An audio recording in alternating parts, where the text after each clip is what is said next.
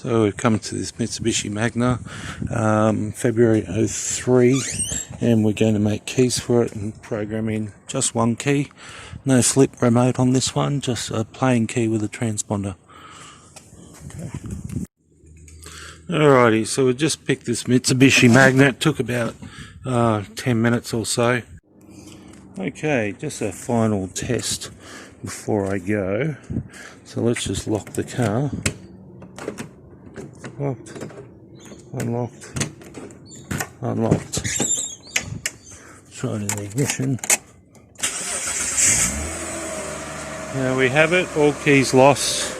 Mitsubishi Magna 03. And that is it. We'll just try one more time in the boot. The license plate out of this thing. Beautiful.